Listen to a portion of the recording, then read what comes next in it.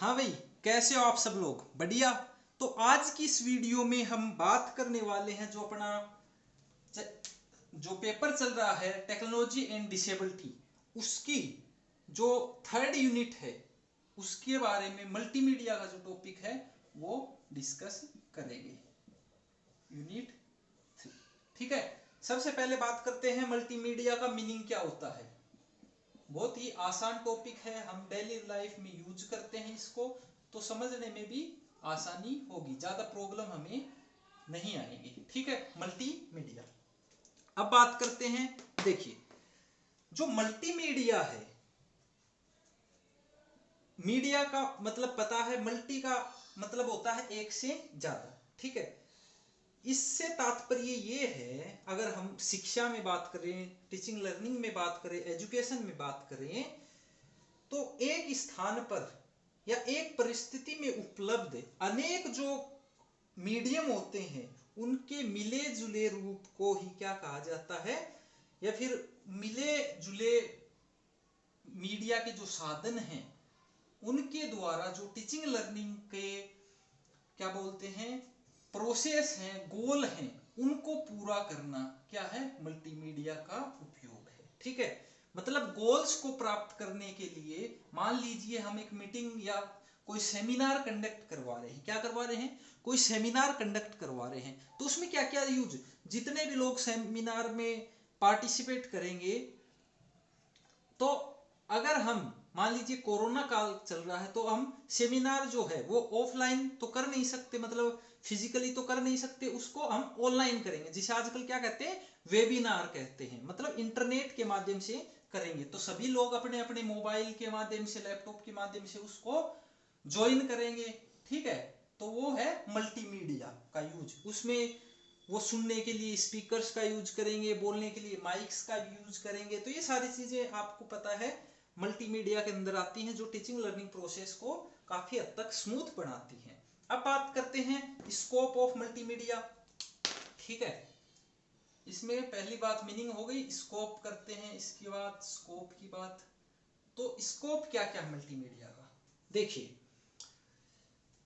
इससे जो टेक्नोलॉजी है उसके अर्थ को हम समझ सकेंगे, बता सकेंगे, जो विकास का, एजुकेशन का जो डेवलपमेंट है उसका जो हिस्ट्रिकल पर्सपेक्टिव है उसको समझ सकेंगे, जो शिक्षा है, शिक्षा में तकनीकी और शिक्षा की तकनीकी, ठीक है, ये दोनों में जो अंतर है वो समझ सकेंगे, आईसीटी जो होता है उसके नेचर को समझ सकेंगे, यूज को समझ सकेंगे, जो उसकी नीड्स हैं, आईसीटी की क्या नीड है वो हम स्पष्ट कर सकेंगे, उसके क्या बेनिफिट्स हैं, वो सारी चीजें मल्टीमीडिया स्कोप में आती हैं। ठीक है, तो ये स्कोप क्लियर हो जाना चाहिए आपका, कुछ मतलब है नहीं। ठीक है, फिर आता है steps of multimedia, of multimedia, steps of multimedia. देखिए सबसे पहले जो स्टेप है वो आता है व्यवहार जो होता है, बिहेवियर का निर्धारण करना। ठीक है, बिहेवियर क्या होता है कि भाई जब बच्चे ने स्कूल में एडमिशन ले लिया तो उसकी क्या योग्यता है, उसका व्यवहार किस सीमा तक बदल सकता है, मल्टीमीडिया के प्रयोग करने से जो बच्चे का बिहेवियर है, उसकी मतलब लर्निंग स्टाइल है, सीखने सब कुछ है, वो कितना चेंज होता है। पहली स्टेप ये है, मतलब हम देखते हैं। दूसरा है पाठ्य वस्तु का प्रयोग, जो पाठ्य वस्तु होती है उसका प्रयोग किया जाता है, किसके माध्यम से, मल्टीमीडिया के माध्यम से, और सिखाने का पूरा प्रयास किया जाता है। फिर है शिक्षण विधि, शिक्षण विधि जो होती है, टीचिंग स्ट्रेटजी, उसका प्रयोग किया जाता है, मल्टीमीडिया के थ्रू किया जाता है। पहले जैसे किताब से ही पढ़ाते थे, आजकल जो पढ़ाएंगे मतलब मल्टीमीडिया से अगर वो करवा रहे हैं तो मल्टीमीडिया में क्या करेंगे, सभी जो मल्टीमीडिया वाली चीजें हैं, audio aids, video aids, audio visual aids, और भी जैसे प्रोजेक्टर वगैरह हैं, स्लाइड्स वगैरह, उन सब का प्रयोग करेंगे। फिर किया जाता है मूल्यांकन। मूल्यांकन क्या होता है, व्यवहार में जो परिवर्तन होता है उसको आंकते हैं, देखते हैं कितना परिवर्तन हुआ है, जो मल्टीमीडिया है इसके प्रयोग के बाद में कितना चेंज आया है। ठीक है, ये है तीसरी स्टेप। चौथी स्टेप फिर आती है अपनी सुधारात्मक, यानी कि रेमेडियल इंस्ट्रक्शन, यानी कि हमने सब कुछ पता कर लिया, अब उस चीज को सुधारें कैसे, ये कुछ आते हैं स्टेप्स ऑफ मल्टीमीडिया। ठीक है, इसके बाद आती हैं अप्रोच। अब पढ़ेंगे अप्रोच। Approach of multimedia.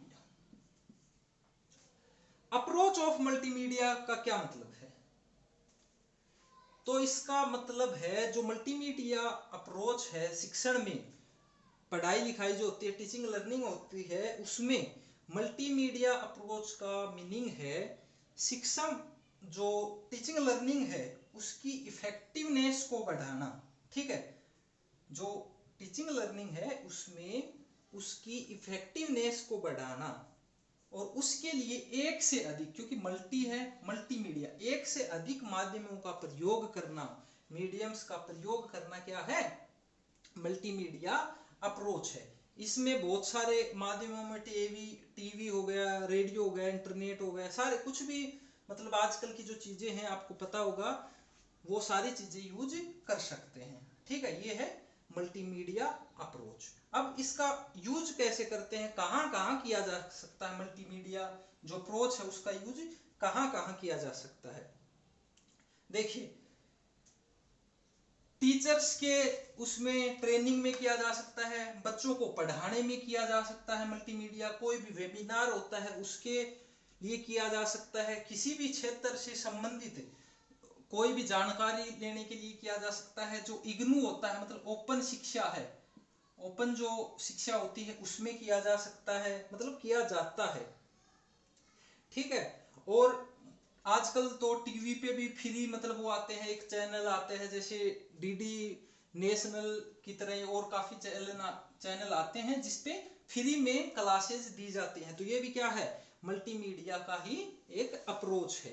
ठीक है, या फिर आजकल यूट्यूब चल रहा है, वो भी मल्टीमीडिया अप्रोच में ही काउंट किया जाएगा। फिर आता है nature and importance of multimedia. Nature and importance of multimedia, तो इसमें क्या आएगा? Nature and importance. इंपॉर्टेंस तो कितनी है वो हमें पता है इसकी, इसमें कोई दोहराया नहीं है कि मल्टीमीडिया की जो इंपॉर्टेंस है वो हमें ना पता हो। ठीक है, बात करते हैं वैसे क्या क्या इंपॉर्टेंस है। देखिए, इससे जो नॉलेज है, मल्टीमीडिया से जो नॉलेज है वो स्थायी हो जाती है। एक बार मान लीजिए टीचर ने पढ़ा दिया, वो चीज याद रहो ना रहो, एक बार मान लीजिए बच्चे ने पिक्चर फॉर्म में या जैसे वीडियो के फॉर्म में कुछ देखा और उसको सुना, वो ज्यादा इफेक्टिव रूप से याद रहती है, अर्थात जो नॉलेज है वो ज्यादा टाइम तक स्टोर रहती है। फिर समय की बचत होती है, और शक्ति की भी ज्यादा इफेक्टिव, मतलब ज्यादा एफर्ट्स नहीं करने पड़ते। ठीक है, कोई भी चीज सिखाने के लिए, जैसे कोई भी कॉन्सेप्ट समझना है, आजकल सीधा यूट्यूब में सर्च करो और उसकी पूरी वीडियो देख के हम सारी चीजें समझ सकते हैं। ठीक है, इससे जो रटने वाली प्रवृत्ति थी, मल्टीमीडिया से जो रटने वाली प्रवृत्ति थी वो कम होती है, क्योंकि इससे चीजें समझने पे ज्यादा जोर दिया जाता है। ठीक है, इससे एक जो इनफॉर्मल एजुकेशन होती है, जैसे इग्नू में होती है, या ओपन जो लर्निंग होती है, उसको भी बढ़ावा मिल रहा है। ठीक है, फिर है कक्षा जो होती है उसमें अनुशासनहीनता कम होती है, अनुशासन को बढ़ावा मिलता है, कंट्रोल डेवलप होता है। क्यों?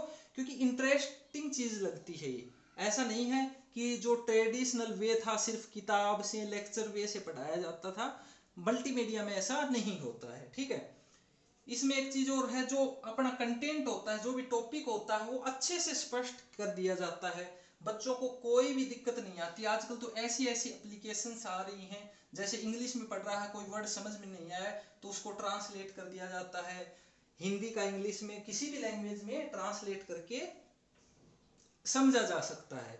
एक और इसका मेन कार्य ये क्या है कि ये मोटिवेशन भी मिलता है। आजकल मान लीजिए यूट्यूब की बात करें तो हजारों ऐसे लोग हैं जो मोटिवेशन देते हैं, फ्री ऑफ कॉस्ट देते हैं और काफी यूजफुल भी ये होते हैं। ठीक है, ये हो गए इसका कुछ इंपॉर्टेंस। अब आता है एडवांटेज।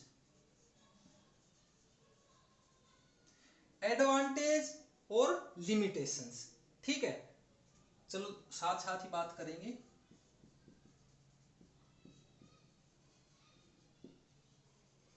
एडवांटेज एंड लिमिटेशंस किस चीज की?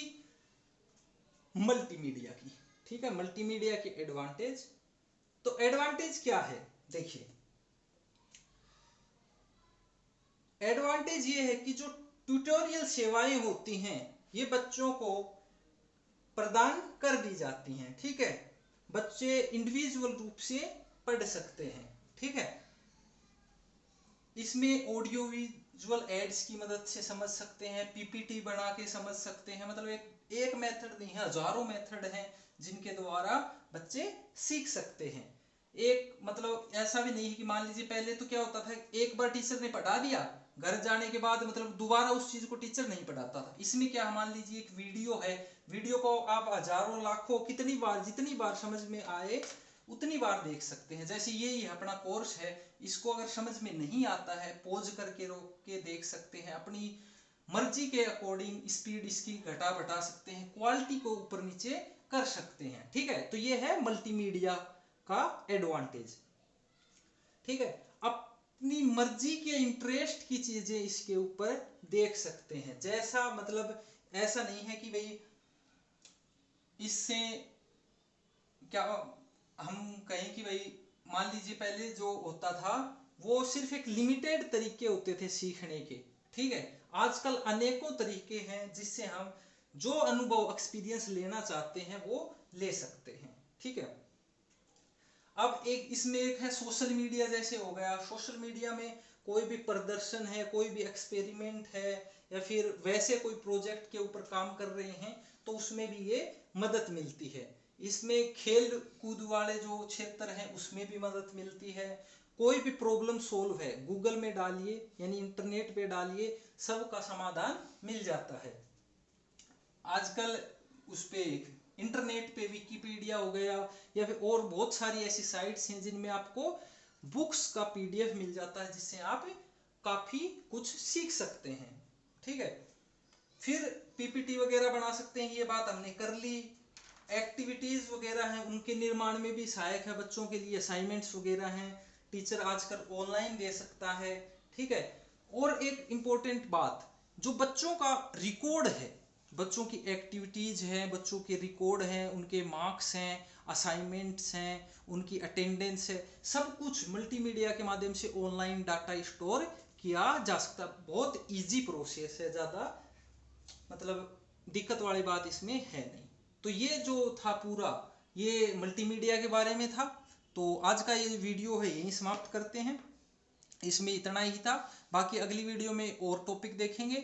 मिलते हैं अगली वीडियो में, तब तक दोस्तों खुश रहिए और मुस्कुराते रहिए।